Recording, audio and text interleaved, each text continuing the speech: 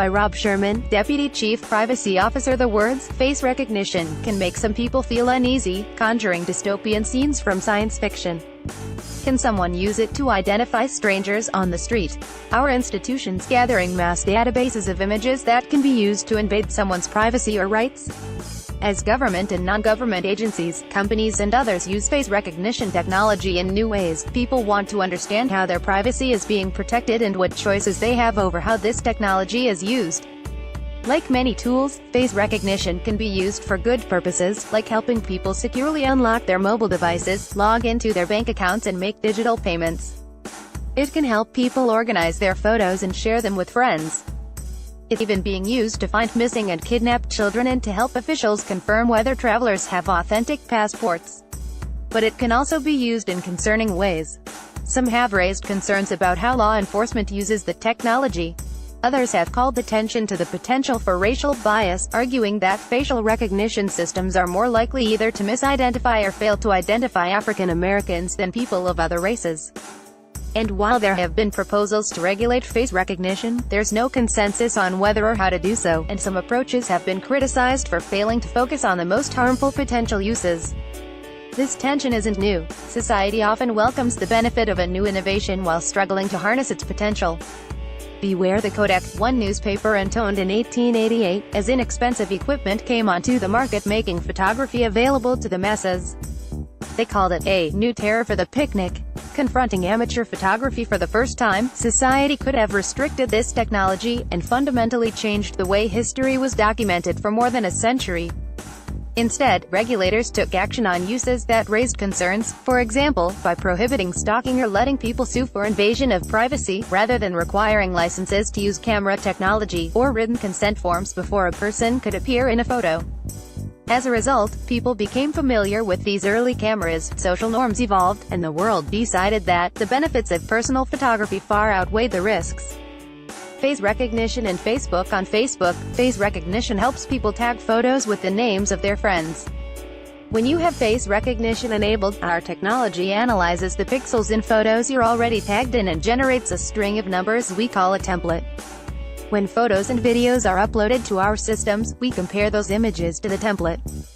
Here's a video explaining how it works. When we first introduced this feature in 2010, there was no industry standard for how people should be able to control face recognition. We decided to notify people on Facebook and provide a way to disable it in their account settings at any time. We recently announced new features that use face recognition technology. People can now find photos of themselves even when they aren't tagged in them, making it possible for people to manage their privacy in new ways. They may also know when someone is using their image as a profile photo, which can help stop impersonation. In addition, those with vision impairments can now hear aloud who's in the photos they come across on Facebook. Just as in 2010, we had to evaluate how we'd inform people and give them choice over these new uses of the technology. Our responsibility when it comes to face recognition control matters. We listen carefully to feedback from people who use Facebook, as well as from experts in the field. We believe we have a responsibility to build these features in ways that deliver on the technology's promise, while avoiding harmful ways that some might use it. Our team has been working for more than a year to collect and respond to feedback on how people want to see us use this technology, and how we can do it most responsibly.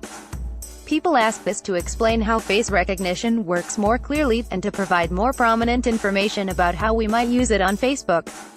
To address this feedback, we're informing people about updates to face recognition in News Feed, the doorstep of Facebook. We also decided to update Facebook settings.